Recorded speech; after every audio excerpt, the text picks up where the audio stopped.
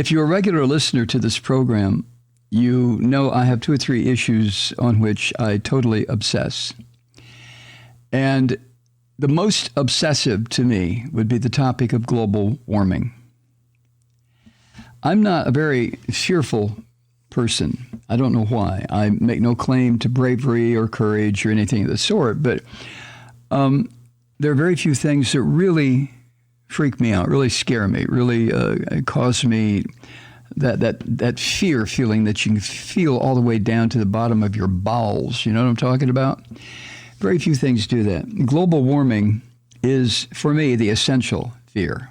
That's the one that is inside me, and no matter what I do, I cannot ameliorate it. I can't make it go away. In other words, I can't get rid of it. It is just driving me crazy, even though I know, statistically anyway, actuarially anyway, I will not be here. I will not be alive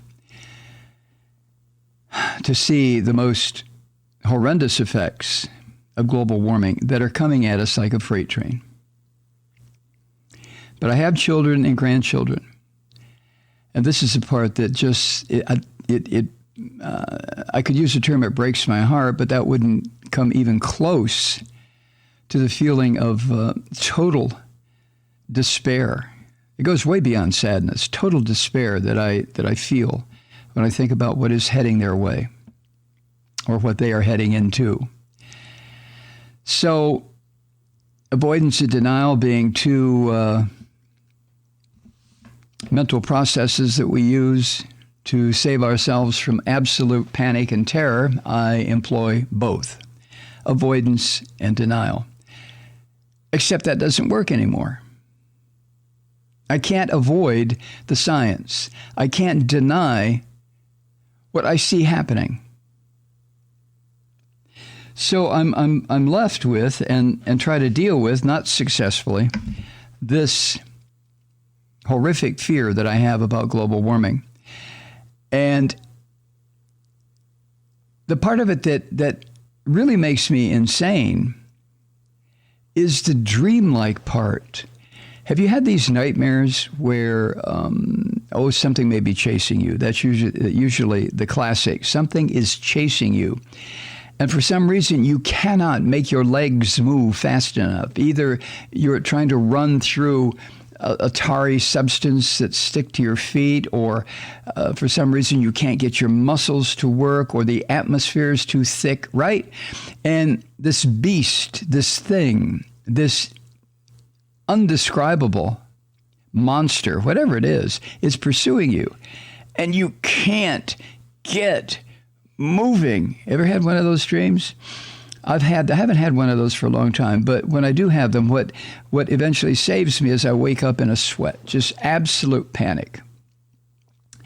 And I have had people with whom I've been sleeping say to me, when I sit up in bed, bolt upright, screaming, they grab me, a person, if I'm sleeping with somebody, they may grab me and say, wait, what, Mike, what? And it takes me a little while to get out of that dream state. You know what I'm talking about? Of course you do. It's some sort of a Jungian dream, I'm sure. But I think we've all had it.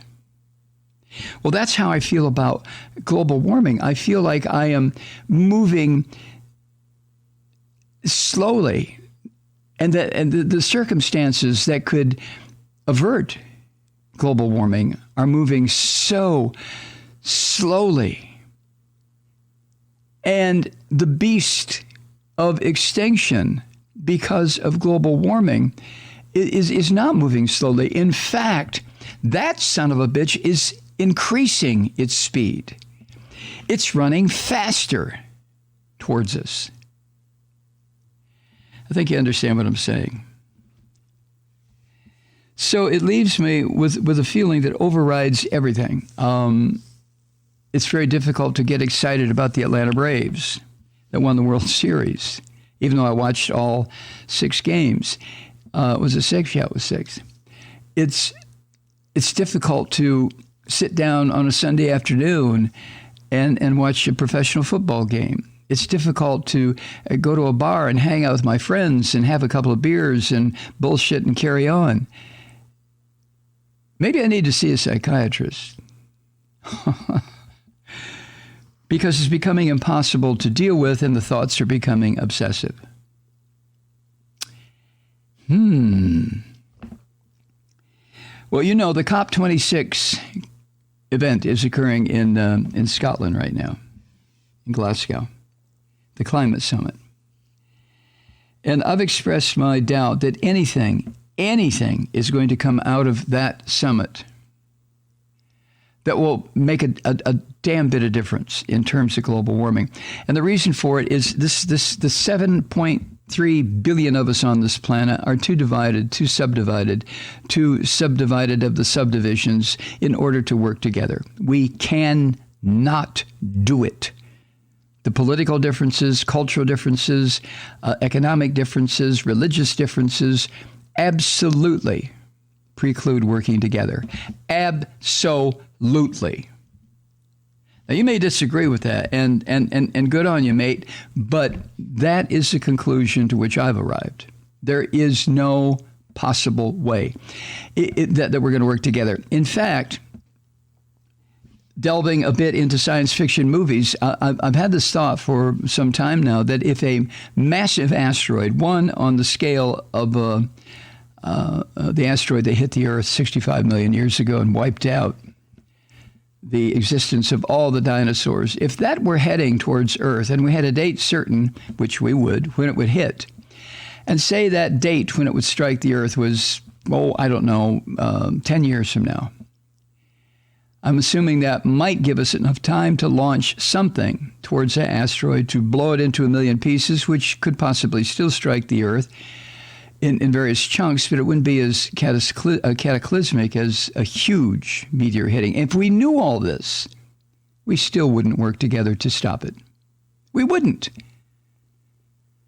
The religionists would say it's God's will. The political people would blame each other. The cultural people would say, "See, if you would have listened to us," it would devolve into just arguing back and forth until the meteor hit. Right? You know what I'm saying?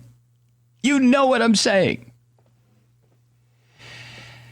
40 years ago, roughly, I read a book by Jonathan Schell entitled The Fate of the Earth. And if ever a book just unnerved me completely, I felt totally dislodged from whatever was anchoring me to consciousness, rational consciousness, when I read that book.